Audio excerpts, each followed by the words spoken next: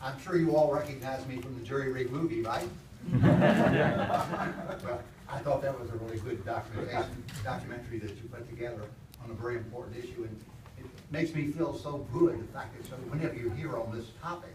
I talked about this for years when most people were saying, what's gerrymandering or what's redistricting? Because they simply had no notion of it. But the little point I want to make, and I'm not going to take much time, the point I want to make is to say to you that when I first came here in 1978, I was in a term, and then I came back in 1982. What happened at that point in time was that the court interjected itself in Virginia's redistricting because historically, Virginia, as you may know, goes back to the 60s, the Baker versus Carr, one vote, because Virginia's districts were so out of kilter. And I had an interest in Northern Virginia, as most of the suburban areas did, about trying to wrest some legislative power from the country boys. But the thing happened in 1982 was that the courts threw out the Virginia redistricting, and those redistricting lines were drawn with a lot of multi-member districts. I was elected in a 5-member at-large district. Rather than deal with the issue about drawing up the districts, they kind of lump everybody together in a district. Of course, threw that out in 1982. I was elected in a 3-member district. Court threw that out. And in 1984, I was elected in a single-member district, which is continued to today.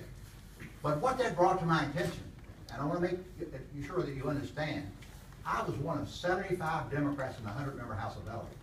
And what I saw going on was an emphasis on preserving the Democrats in control of the legislature.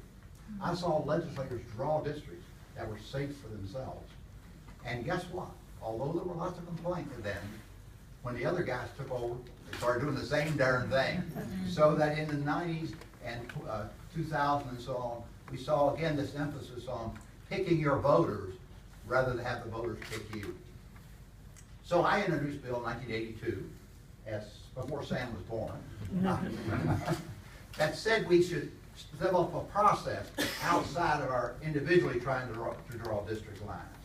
That we should have not simply a statement about districts being contiguous, compact, and all those terms and so on, but we should have a process that took it away from legislators who by their instinctive nature are going to do what you see them doing, and that's to protect themselves.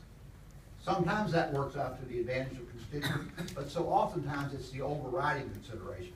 And when it's the overriding consideration, we get the situation we get now where there are fewer contested races and there's less discussion of issues and so on. So I applaud you for coming to understand, as a member of Common Cause, incidentally, back in the 80s, brought to my attention this whole issue. The fact that you're coming aware of this and you're working to make sure it happens. And I plead with you, too, to continue to work with your legislators to make sure that we don't get some paddling. We don't want some statement saying we're not going to have political redistricting. We want a process in place to ensure that we get fair districts drawn by impartially and representing people, not the legislators picking people they want to represent. So bless you for being here. So glad for the work that you're doing.